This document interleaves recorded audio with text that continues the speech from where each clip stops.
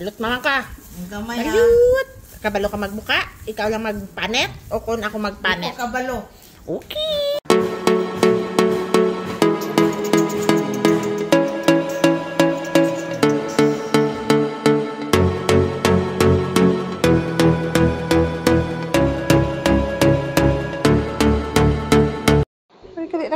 Record. Basta na lang to sa record na lang to. Mga luto doon.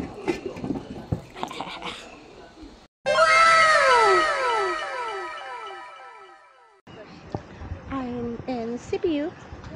I'm actually walking in campus. I just came from the registrar's office to follow up my documents for apostille from in the registrar's office. Unfortunately, they're saying that it just got into the chat because they have to submit it on the date of appointment, and they said that it will take around 7 working days. So that means from CHED 7 working days, so I still have 1 week, and then from CHED I have to go to DFA again and then wait another week. So most probably I won't be able to go to Isabela by the 18th because that will be the day I will be collecting the apostille from DFA, inshallah. What to do? Well, that's how it goes, so it takes a lot of time, so I'll just have to wait for it to be done.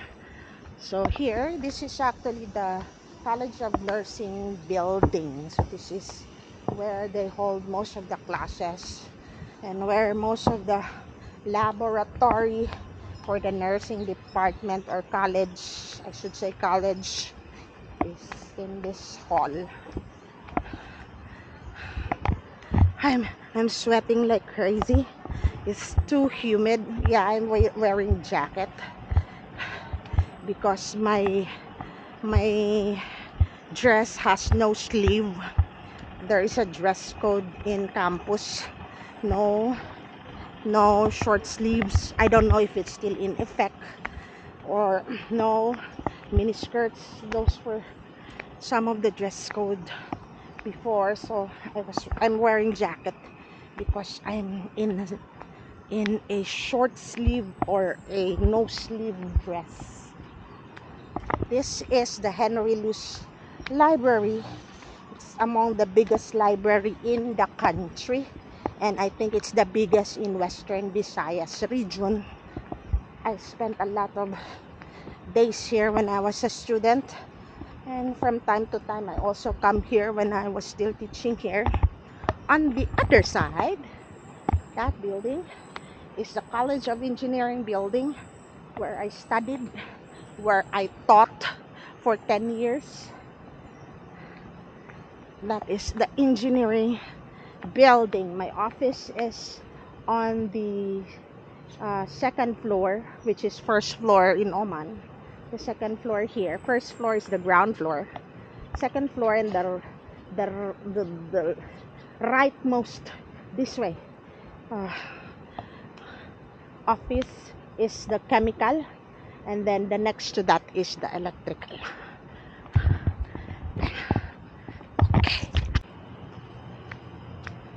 Okay.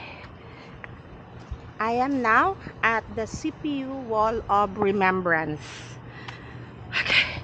This is where they would engrave the names of all the staff and people who has served the university for, I think, 10 years, 5 years, 10 years, I think 10 years. So you will see each wall has names, lots of names from top to bottom.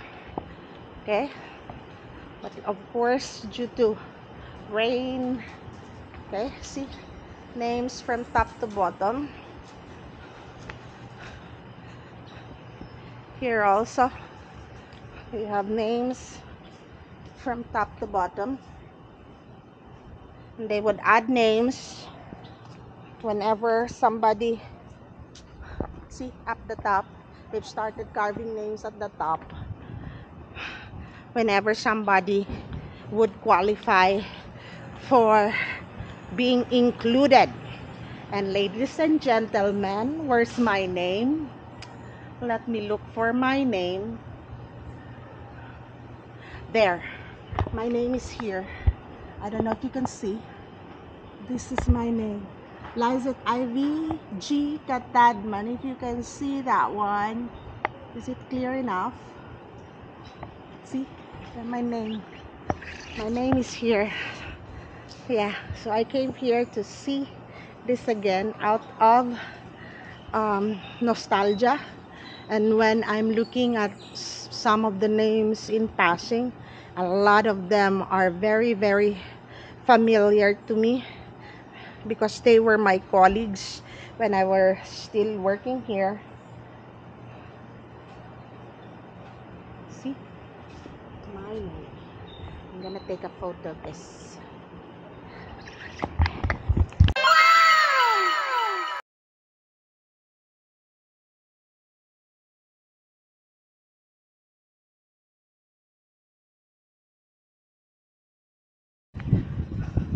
So now I'm walking along one edge of the football field, and the reason why I came here is for this one. Ta-da! So my university is 118 years old. It's more than a century old because it was established in 1905, but it's usually on September. We celebrate the foundation of the university every September usually. So it's gonna turn 119 very soon. So again, this is the signage.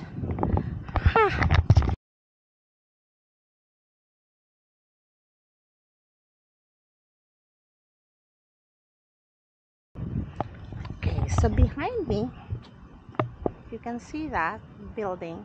That is the university church.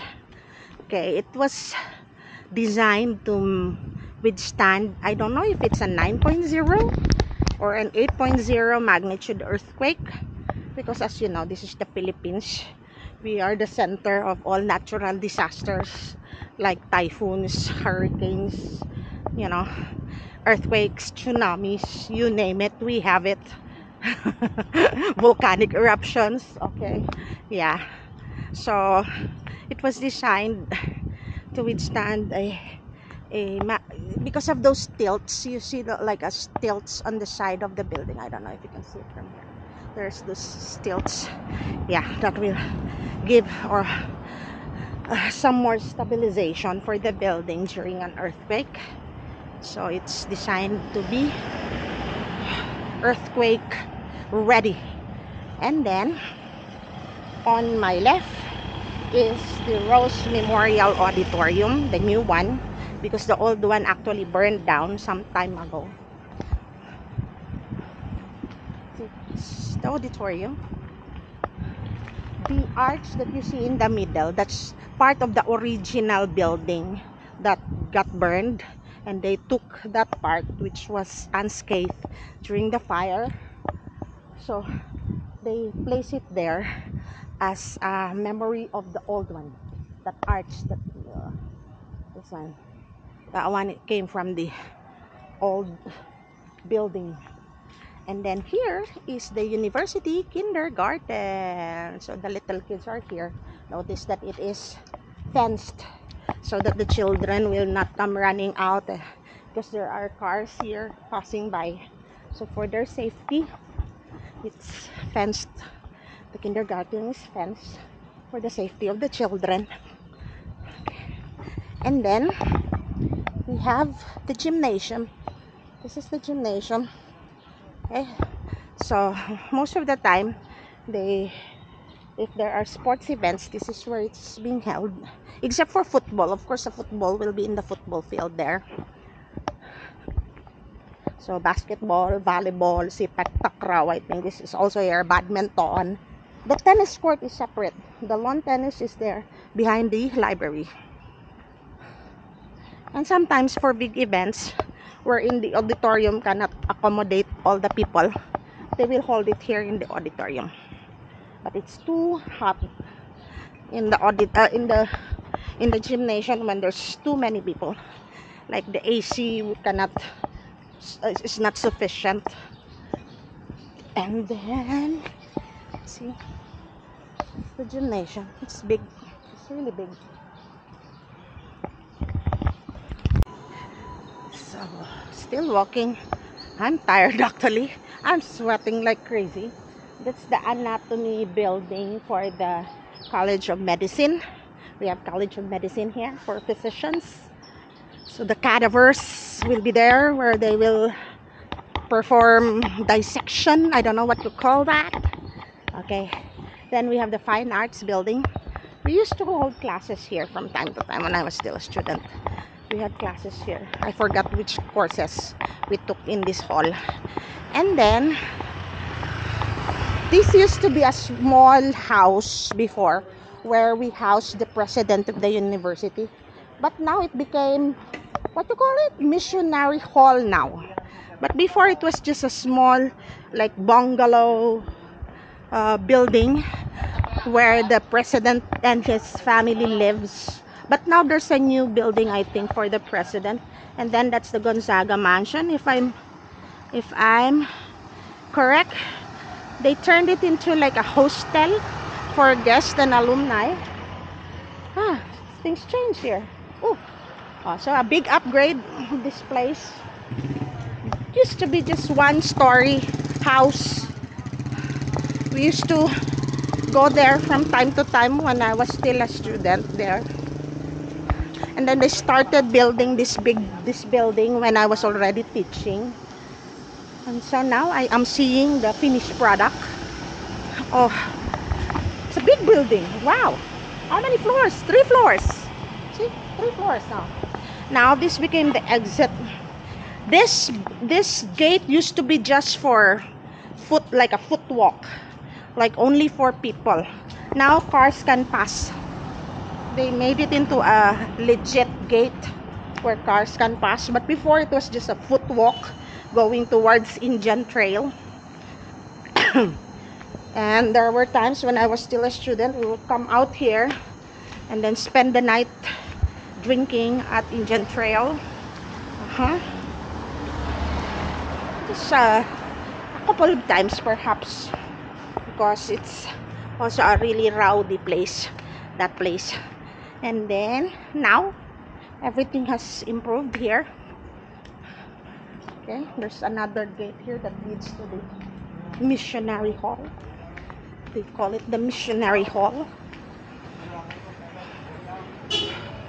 Lord have mercy, I am sweating like crazy.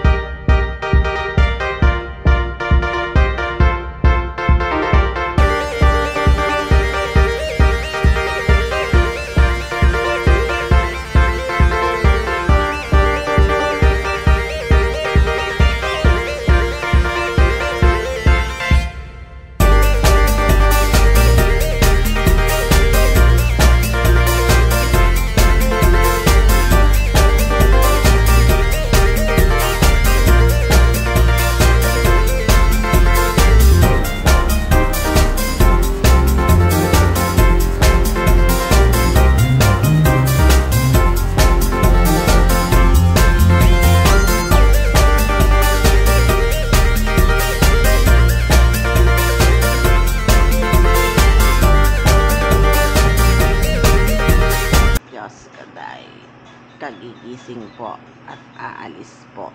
Kakain na lang sa labas. Walang linuto dito sa bahay. Madalam! I cannot see myself on the screen. It's too dark. Too darn dark.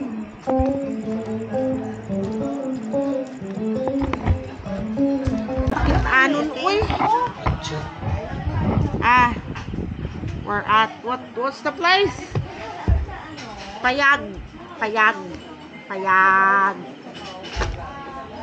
So naka-advance order na po ang sisi ko.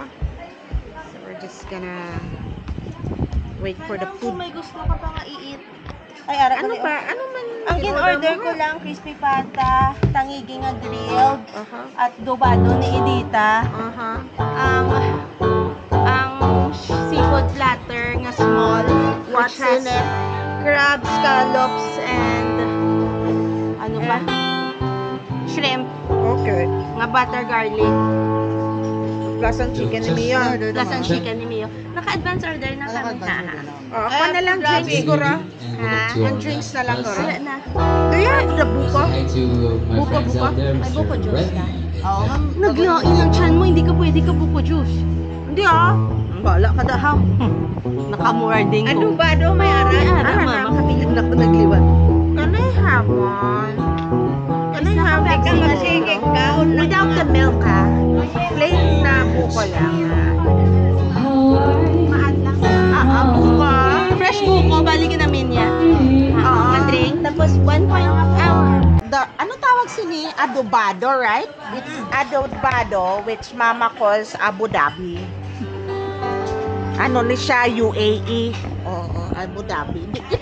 It's too dark for my Insta. Why is this?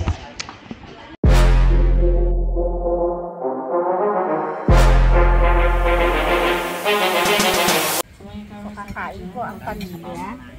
It's dinner time. Wala pong linuto sa bahay. Kaya dito kami kakain. This is Payat in the Coastal Road.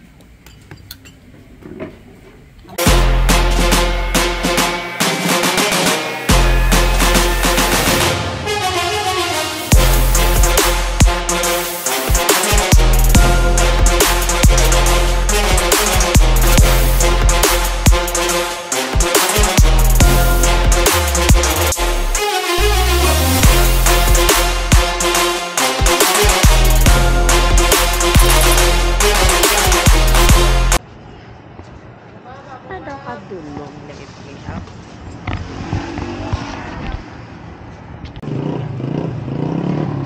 Wow, it's so dark. We're out again. Maputo ko sining amo nga every night going out. But what can I do?